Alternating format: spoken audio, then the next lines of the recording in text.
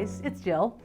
So the other day I was on Facebook and I was talking in my group with some of the ladies, and they mentioned that they did not like to use the ball and socket clasps because they couldn't really figure out how to work them. And I thought that that was so sad because honestly the ball and socket clasps are my personal favorite clasps. I find them, once you know how to work them, I find them very easy to take on and off, and then I also find them very secure.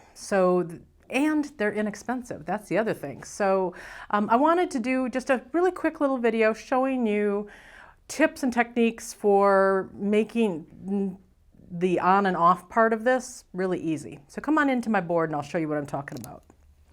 This is what I'm talking about when I talk about a ball and socket clasp. I also sometimes refer to them as a ball and hitch clasp because this looks like, you know, the hitch on the back of a car or a truck. So I've seen them referred to both ways. And it's a very easy clasp. You just pop this and it's kind of almost like a snap. You snap it into the hole. Oop.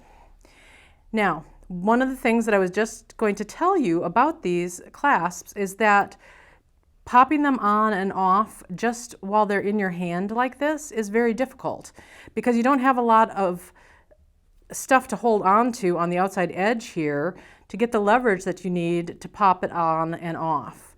So I think probably what's happening is people are trying to manipulate them before they put it on a piece of jewelry, and they realize how difficult it is when it's just in your hand, and then they end up not using it in their piece of jewelry at all. So your first tip is that using it in jewelry is going to be a lot easier than using it when you're just doing it in your hand like this.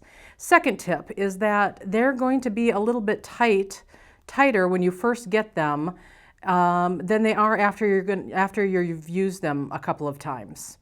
It does loosen up a little bit, and so it's easier to get it on and off after you've popped it on and off a couple of times. So that's your second thing.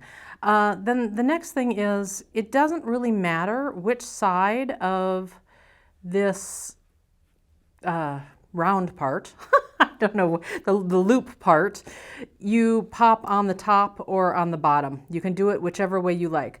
There's a little bit of writing here on the bottom that's etched in, or you can do it this way, and if you do it this way, there's a little bit more of a groove around the edge, but it will work either way, like so, okay? Now, here's the trick with popping this on and off. It's mainly, I think, the off that people have trouble with.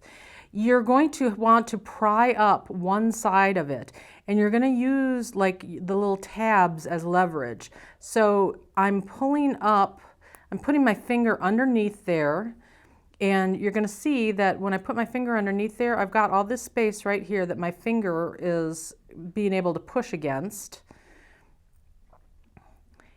And I'm just worrying about popping up the edge.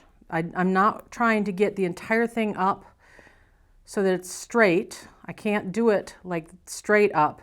You're going to have to do it from the side, from the edge, and you pull it from the side. And the same thing when it's on your wrist. So here's one of the bracelets that I wear all the time, and same thing here. I can use my wrist as leverage, so I can push this. I'm putting my thumb on the ball part that is popped up, and then I'm putting my finger on the ridge of the outside ring, and so I'm pushing down on the ball and I'm pushing up on the ridge, and it pops up very nicely. For attaching it when you're doing it by yourself, what I actually usually do when I'm doing that is I do it so that the ball part is against my wrist, and then I'm bringing the other side up, and I can just push this against my wrist. Well, come on. I'm demoing here. You're supposed to work for me. I push it against my wrist or you can put your finger underneath there and push it on like so. So it's an easy one to put on one-handed. And then, like I said, with my thumb on the ball and my finger on the ridge, I'm just popping up that side and it'll come right off. So I've used it on a lot of different bracelets. I love it. I think you will too if you can just get past the little bit of a trick of how to open and close them. Practice. You know how these things are. Happy beading.